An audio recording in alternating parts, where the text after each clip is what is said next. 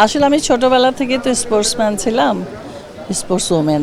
তো সেই দম উদ্যোগ আমার আছে, যার জন্য ওই ছোটোবেলায় অভ্যাসটা রয়ে গেছে। আর সারা জীবন তো কাজ করে গেছি, খেলাধুলা, অভিনয়, তারপরে এই আছি বাইরের জগতের সাথেই আছি, ঘর সংসার সব মিলিয়েই আছি। তো এই জন্য ওই ছোটোবেলার থেকে যে উদ্যমতা এখনও এই বয়সকালেও সেটা কমেনি আশা করি। এই যে বয়সকালে বলছেন কিন্তু মোটেও না, আপনাদেরকে দেখলে এখন অনেকে বলে তারা তাদের তারুণ্য সৌন্দর্য কিভাবে ধরে রেখেছেন, এটা বলে দর্শকরা, এটা নিয়ে কি বলবেন? না আসলে এটা মনের ব্যাপার, হাসি খুশি থাকবেন, পানি খাবেন। আমি কিন্তু ফল খাই না, অনেকে বলে ফল খায়, আমি মাংস কম খাই, মাছ খাই।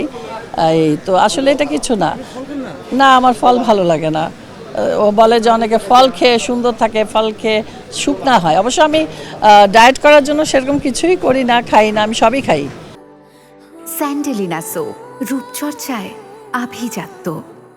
ব্যায়ামও করতে পারি না, পায়ে একটু ব্যথা আছে, আমার পেছনে মেরুদণ্ডে একটু অপারেশন হয়েছিল, যার জন্য কড়া ব্যায়াম আমি করতে পারি না। তো যার জন্য এভাবেই চলছে, অসুবিধা তো নাই। আর এখন যেই বয়স আমার, যেই ক্যারেক্টার করি আমি, এতে করে শুকনা লিকলিকে হলে মানাবে না, ভারভাত্তিক না হলে সে চরিত্রটা বোঝা যাবে না, পর্দায় আসলে যে হ্যাঁ একজন আসছে। তো এই জন্য আমি এইসব নিয়ে কোনো চিন্তা করি না যে আমাকে শুকাইতে হবে অথবা খাবো না। অভিনয় ক্ষমতা থাকলেই হলো, আমি অভিনয় ক্ষমতা দিয়েই দর্শকদের মন জয় করব এবং করেছি।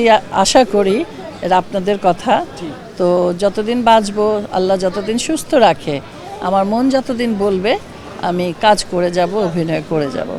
রিনাপা, আপনি যখন কাজ করেছেন, আপনার সঙ্গে শাবান আপা বলেন, ববিতা আপা বলেন, রোজিনা আপা, অঞ্জনা আপা থেকে শুরু করে শাবনূর, মৌসুমী, হালের আর অপবিশ্বাস, বুবলি সবার সঙ্গে কাজ করেছেন, কিন্তু আপনার নিজস্ব মানে একটা মানে হয় না, নিজস্ব গুণ বলেন, নিজস্ব একটা চেষ্টায় আপনি কিন্তু ঠিকই দর্শকদের আলাদাভাবে নজর কাটতে সক্ষম হতেন। এটা কিভাবে আপনার সম্ভব ছিল? এটা আসলে আমার নিষ্ঠা, এবং মনে করবো এটা গড গিফটেড। আল্লাহ আমাকে সেরকম একটা ক্ষমতা দিয়েই দুনিয়ায় পাঠিয়েছে। তা নাহলে সব কিছু তো ডিরেক্টররা বলে দেয় না, কিছু কিছু কাজ আমি নিজে থেকেই করি। যেমন ড্রেসের ব্যাপারে, কোথায় কোন ড্রেস পরতে হবে, কিভাবে সাজতে হবে, কোন ডায়লগটা কোথায় কি করতে হবে, এটুকু আমি ওই ডায়লগটা পড়লে বুঝতে পারি। আর আমরা এসেছি যাদের হাত ধরে, সুভাষ দত্ত, কাজী হায়াত, তারপরে আমাদের কাজী জহির সাহেব, নারায়ণ ঘোষমিতা, আমি প্রথম থেকে ভালো ভালো ডিরেক্টরের কাজ করে এসেছি, যার জন্য তাদের থেকে ভালো কিছুই শিখেছি এবং সেটা এখনও ধরে রেখেছি। নতুনরা আপনাদের সঙ্গে কাজ করতে কতটুকু আগ্রহী? না আগ্রহী, নতুনরা তো চায় আসুক, আমাদের মতো হোক, কিন্তু আমাদের মতো হতে গেলে তাদের ধৈর্য, তারপর নিষ্ঠা এবং কর্মক্ষমতা, বুদ্ধি। একটা আর্টিস্ট কিন্তু বুদ্ধিমান না হলে একটা আর্টিস্ট হতে পারে না। আমরা যেমন 30 দিনে 30 রকম ক্যারেক্টার করি, 30 জন লোকের কমান্ডে চলি, এক এক ডিরেক্টর এক এক রকম হয়, তাদের মন জোগায় আমাদের কাজটা করতে হয়। তাহলে আমাদের কতটা ধৈর্য এবং কতটা মেধা বুদ্ধি থাকলে আমরা সেটা পারি।